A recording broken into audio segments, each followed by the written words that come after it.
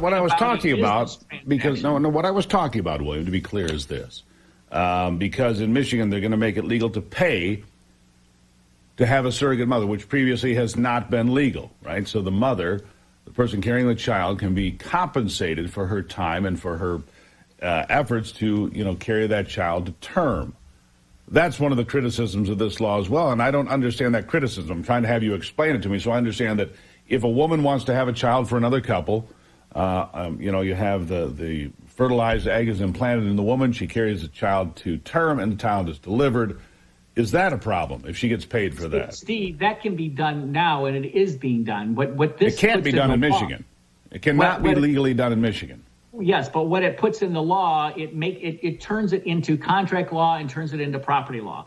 And it literally says instead of this human being being made in the image of God and having inherent dignity and then being worthy of respect to be able to have the government protect that mother, protect that birth mother, protect that child, instead it's just a commodity. And literally the baby is born and then sometimes, whisked off into some international, place. And, under these proposed laws and under the one you're talking about, the person, there's these supposed protections like, let's make sure that the birth mother has a lawyer. Well, the birth mother has a lawyer, but the birth mother's lawyer is paid for by the people that are buying the human being. And it's, I'm stuck on something you said there. And you said the child being made in the image of God. Isn't the child still made in the image of God? Surrogacy or not? Well, absolutely, and that's why it's worthy of not being treated like property and bought and sold like property.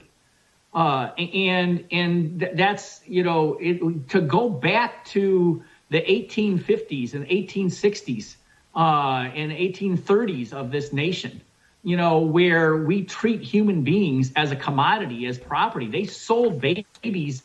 Pregnant mothers as slaves were sold back then, and the baby was sold along with and had value back then as property. It's just, the idea that we would go back there to advance a left-wing agenda is just, outrageous, I think. Well, I guess, we need to be more clear in the laws then. Because from where I stand, I don't see a conflict of somebody being compensated for delivering a child to a couple that needs it. For whatever reason, can't have one here. No, I don't want to see that child flow to Dubai or wherever else. I don't want women brought into this country solely for the purpose of being surrogate mothers for designer children. I don't want to see that either. But I think that there's some things here that are not tidied up as far as these bills go. And that's going to be the problem. If the bills aren't tidied up, if they're not specific, then you're going to have messy outcomes. I guess that would be my concern.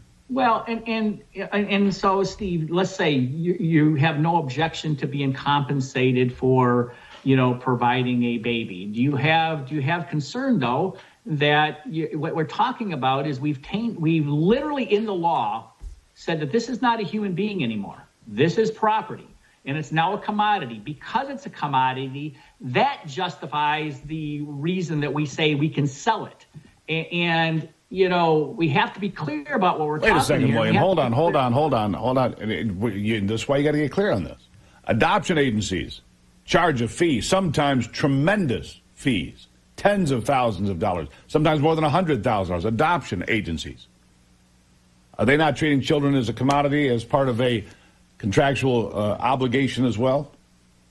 Well, what I'm saying, Steve, here is divide. No. I need you to answer this question. It's important so that we understand and have clarity. Yeah, it's very different, Steve. It's very, very different. When you take and put into your laws, Arizona, for example, expressly prohibits this kind of thing, because they say that a human being has worth as a human being inherent, a different kind of value, not a monetary value.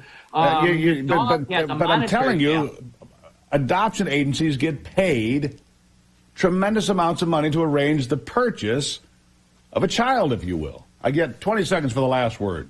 Well, I guess we'll have to today just disagree because they're not. I'm just asking. I want clarification. They're not arranging the purchase of a human being. They are covering. They may be covering services and costs and providing. A loving opportunity. So is a surrogate situation. Well,